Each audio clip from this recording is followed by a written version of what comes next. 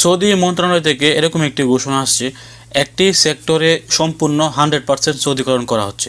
একটি সেক্টরকে সম্পূর্ণ 100% সৌদিকরণ করা হচ্ছে। অর্থাৎ যে সেক্টরে 100% সৌদিকরণ করা হচ্ছে, এই সেক্টরে এখন থেকে একজন প্রবাসীও কাজ করতে পারবেন না।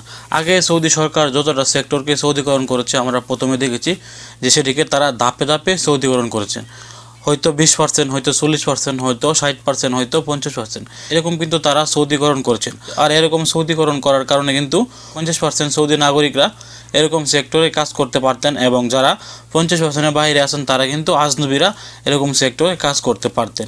কিন্তু এখন সৌদি মন্ত্রণালয় স্পষ্ট জানিয়ে দিয়েছেন, এখন থেকে যে সকল সৌদি প্রবাসীরা ইন্স্যুরেন্স কোম্পানির সাথে বা ইন্স্যুরেন্স সেক্টরের সাথে জড়িত ছিলেন, এখন থেকে কোনো প্রবাসীরাই এই ইন্স্যুরেন্স সেক্টরের সাথে জড়িত থাকতে পারবে না।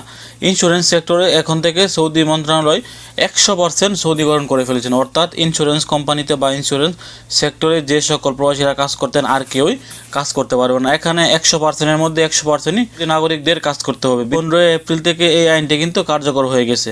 তো দেখেন, ইন্স্যুরেন্স কোম্পানির সাথে কিন্তু অনেক বিদেশি নাগরিকরাই জড়িত ছিলেন, অনেক বাংলাদেশি কর্মী ছিলেন, পাকিস্তানি কর্মী ছিলেন, ইন্ডিয়ান কর্মী ছিলেন।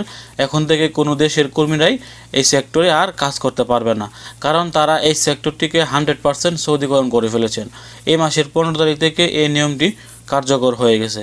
এখন থেকে এই ইন্স্যুরেন্স সেক্টরে তাদের দেশের সৌদি নাগরিকরাই কাজ করবে। এই ছিল আজকে গুরুত্বপূর্ণ একটি আপডেট তথ্য। ভিডিওটি সর্বোচ্চ শেয়ার করে সবাইকে জানিয়ে দেওয়ার চেষ্টা করুন। ভালো থাকুন, সুস্থ থাকুন, দূরপ্রবাসের সঙ্গে থাকুন। আসসালামু আলাইকুম।